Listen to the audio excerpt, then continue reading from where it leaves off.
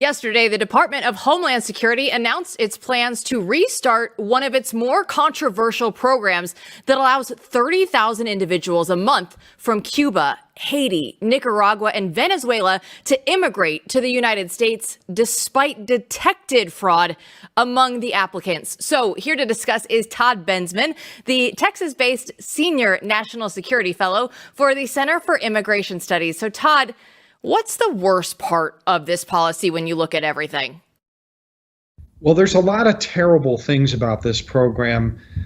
To me, chief among them is that the American people can't see it happening.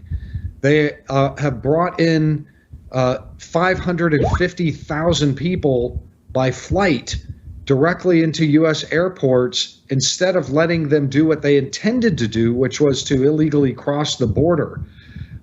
Which you can see and object to and seek redress from your leaders about. But if they're flying in, you can't really tell the difference between somebody who's coming from one of those countries or somebody who's just flying domestically. The other problem is, in my research, we've had FOIA litigation, Freedom of Information Act litigation about this, and it's supposed to be a humanitarian rescue program. They're bringing them in on humanitarian grounds to protect them from some kind of harm over there. And our FOIA requests found that they're flying in from the hottest vacation wonderlands in the world. Mm-hmm. They're flying in from the safest, best, richest countries in the world: Germany, France, Italy, Spain, Iceland. Flying in from Fiji, Australia. So if that's some kind of a humanitarian rescue program, to me, that's the fraud. That's the fraud, and nobody's really paying attention to that fraud, and I guarantee you they haven't fixed that. Todd, like so many things happening in America right now, this one makes me cry out to the heavens, why are we doing this? So can you go through the official reasoning, the official kind of account for why this is happening, and then also give us what you think the real reason is? Sure. I've studied this at length. The public statements, the federal regulation, the proposed regulation, they don't hide it, not that part. They say that this is a way to decongest the physical land border, where you have just hundreds of thousands illegally crossing. So they're saying, hey, listen, instead of crossing illegally and adding yourself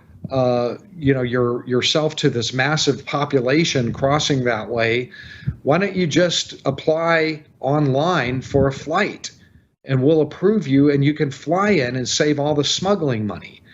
It's to decongest the border. They also say that if they can prevent people from using smugglers to get to the border, then it's safer. And that complies with their safe, orderly, humane mass migration policy. It's not to block, stop, and deter like normal countries and normal governments. It's to usher them in a safer, more orderly way. And that's just way outside any kind of norm at all. This whole program also has not been approved by Congress. You can't just create an admissions program for immigrants abroad this size and not have congressional approval, and that's exactly what they did. We know that there is fraud all across the government programs, but when it comes to immigration, where is the fraud centered in those programs? Well, the fraud that they discovered in this particular program had to do with the sponsors in the U.S. So in order to apply for this, you have to show that you have somebody in the U.S. who's going to support you financially when you get here. But there's no requirement that they financially support you. There's no enforcement because there's no requirement, so they don't have to financially support you. They just have to attest to it. And it turns out that huge numbers, big percentages of the people putting themselves down as sponsors are basically selling their names to 10,000 people at once, or 10,000 people are using the same guy. Hundreds that are using people that don't exist or who are dead. So it was the sponsorship part of this that was riddled with fraud. They claim that they fixed it, but I'm telling you, nobody is addressing the fraud that is the underlying premise of the program, which is that it's a humanitarian rescue program, and they're bringing in people from, France. Give me a break. That is truly, truly insane.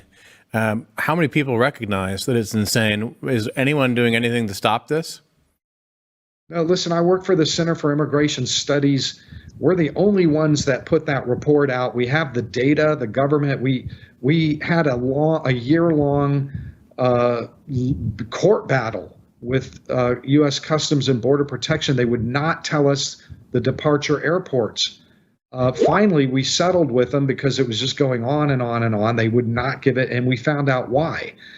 It's because we got a list of the countries they're flying from, and those are not places that anybody needs rescuing from. And that's the problem with this. We put that report out.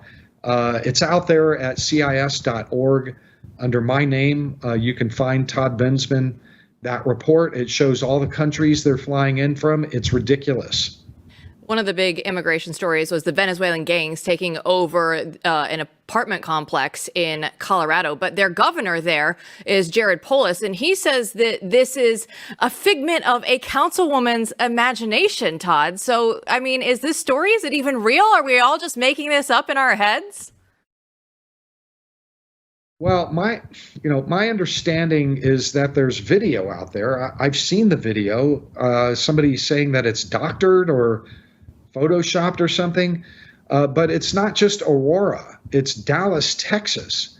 There are other cities that are reporting in their regular mainstream newspapers that there are these big problem areas that have developed, cropped up, involving that gang from Venezuela that are conducting large amounts of crime and criminal activities and racketeering and threatening and killing people in these neighborhoods. So it's not just Aurora; it's happening in other neighborhoods. I haven't, show me something that indicates that neighborhood and that apartment building is completely peaceful and tranquil and will go away.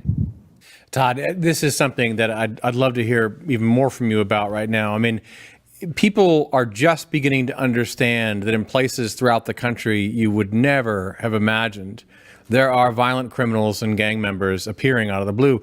This also happened just recently where my relatives are from in Western New York, when they picked up a guy who had murdered over 20 people, right, outside of, I believe, the Town Square Mall where I used to go on dates. I mean, this is a rural almost part of the country, and it's happening all over.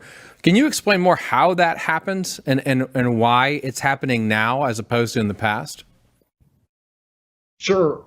So there's a couple things happening. One is that for a long time, 3 years, Border Patrol agents were gang pressed into processing in immigrants that turn themselves over to them when they cross the border, knowing that they're going to get processed in, right? So there's no Border Patrol manning the line anywhere else. And the ones that can't turn themselves in, typically because they have criminal histories or they've been deported a bunch of times, or they know they've got something that's going to get found out when they go through the fingerprint check or whatever, they're running through and getting through 2 million gotaways, a very high percentage of criminality in that pool. That is a very contaminated pool. The gotaways, the ones that get through, and there are millions of them. Those are the people that you least want to be in your country because there's a very high probability that they are going to be violent criminals or just criminals, period. So that's why you find out after somebody gets murdered that the guy that did it had been deported 6 times already and was under a removal order already. he probably just ran through the gaps that were left behind by Border Patrol while they were processing in the ones that don't have criminal records. Not yet, anyway. Yeah, and we've read way too many of those headlines. Todd, thanks so much for your time today. We really appreciate it. Anytime. Thank you.